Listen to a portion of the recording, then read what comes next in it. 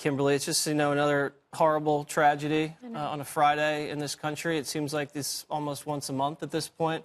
What jumps out at you after you hear something like this? Anything specific and anything that you can reflect on for the audience? Yeah, and when you think about it, you can feel it, right? The heartbreak, it's heavy. Everybody feels it. You hate to have to even report on a story like this, to see it happening, the family members, people are suffering, including parents of even the shooter in terms of what happened, what went wrong. People probably thinking to themselves, sense of guilt, responsibility, what could I have done to prevent something, like this? But the number of casualties is heartbreaking, those injured, and thoughts and prayers to the families and also to the hospital, workers, the nurses, the doctors, everybody who moved in to try to save lives so that there weren't even more fatalities. But what I'm thinking about right now is that I know that in terms of the investigation, they really do have to do a deep dive into his social media, into any kind of motive, mental state, but also, is there anyone else that he communicated with? They were also going to be questioning a couple other people. They're concerned, and they've set up a very large, perimeter in case there are any explosive devices that have been secreted around the property or the area of the school that could still cause harm. So right away, you're going to want to be questioning this individual to determine, to make sure that there is no further loss of life or casualty in a situation like this. And you see kind of the elevation shot. So they're going to do that and really check the area to make sure there isn't anything else that doesn't go undetected. And he was supposed to take his life. He did not take his own life, and he's in critical condition. So law enforcement, Greg, is going to be able to interrogate him pretty thoroughly. Yeah, I don't want to hear from him. But, we did this fun story for the last couple of days, the Laurel and Yanni thing. I can't help but see every news story now through that prism.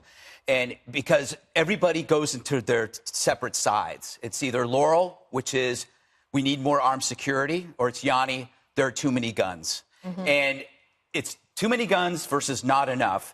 And I think that the only way that we're ever going to get through this stuff and move beyond it is if we get out of this prison of two ideas and actually seek a compromise from both sides to look at, okay, what effective gun control measure would work? Well, I always talk about a system that tags certain people considered to be high risk by teachers and authorities. A civil court that tags this person so they can't have guns. The problem is with this guy, he got the guns from his parents, so he gets through. So the other thing, then, is to train more armed personnel, because the variable that affects casualty rate is the duration between the first gun that is unholstered and the second gun that arrives to stop him, if it indeed stops him, or any kind of hard target that comes his way. The response weapon. Right. Yeah. So these are two things that come from two areas. One comes from gun control, which is a court that provides a civic tag, and then you also have armed personnel, which is what people believe enhances freedom and security, is to have somebody there who knows what they're doing.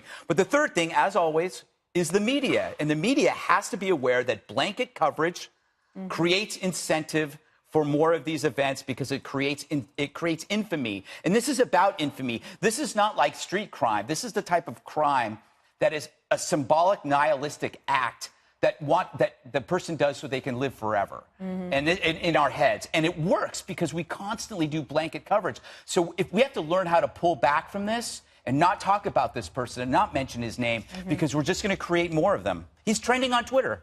He is. And one of the things that people were alarmed by, Dana, was he had this big trench coat in Texas, which is very hot, and people said, why are you wearing a trench coat? Well, apparently, though, I had an opportunity to anchor the hours with Trace Gallagher, and one of the students that we interviewed, she said that he wore the trench coat every day. What was different today was that he wore a T-shirt underneath it that said "Born to Kill." Oh, God. So who knows? It was interesting interviewing those students. All three of them were women, young women. They are so poised and mature and articulate and able to put their thoughts together. But I did think it was very disturbing, and I'm sure for parents it's very disturbing, that all of them also said that they weren't entirely surprised, that they sort of expected that this might happen to them because, as Greg was just saying, we cover them, and it happens all too often. The other thing that was similar is that they had just done some fire drills and active shooter drills at this school. And they had some resources, actually, that they had taken from the state in order to get that done. And I asked one of them, do you think it helped to save lives? And she said, absolutely, because they knew what to do. And one of the teachers, the band teacher, was actually able to put them up into a room that is has a solid concrete walls so that nobody can hear the music being played. And so that teacher was very quick thinking. The hospital had also just done a drill. So they are a level 1 trauma center, so they were able to solve lives very quickly. And I think Greg's made this point very well before, which is that on all ends, law enforcement, schools, and the medical teams in particular, modern medicine is amazing, but because they have done these drills, they are able to save a lot more lives more quickly. I also would point people to looking to Charles Cook. He writes on National Review about this obsession of copying the Columbine high school shooters. Yep. It's almost textbook, and you can go through. It's very chilling when you look at it, and it becomes a little bit of this thing of, if we're going to be in this prison of two ideas, we're going to have this fight. In the meantime, it's almost like you don't know how to stop it because they're online and they're doing this. The only possible thing that you could do, more drills and hardening of targets. Congressman Michael McCaul, who is from that district, this is such a small world thing. Just yesterday, he introduced legislation that would provide for grants and money for schools across the country to take actions as they see fit, but including certainly these types of drills. And I said, would that money be tied to anything in particular? He said no. And the last point I would make is that the lieutenant governor gave a press conference, and one of the things he said is that this shooter took the guns from the father. He's only 17 years old. He's not supposed to have the guns in any way. And they just implored parents that if you have weapons that you legally own, make sure that they are locked up and that your children can't get a hold of them. That's an excellent point. And the weapons, he used a .38 revolver and a shotgun, Richard. Yeah, I think Dana's right. And I pulled a quote from one of the young ladies I was interviewing. Her name is Paige, and this is what she said. I quote, "No, there wasn't. It's been happening all over. I've always kind of felt like eventually it was going to happen here. I wasn't surprised. I was just scared." And as I watched her interview and as we're preparing for the show, that quote stuck out to me because I think I'm one of the younger folks at this table. And I was just like, I literally graduated from college 10 years ago. And we never had active shooter trainings when I was in high school, and that was 14 years ago. And to think that these young people today are saying at 17, I almost expected it to happen at my school. And so when it happened, I wasn't scared.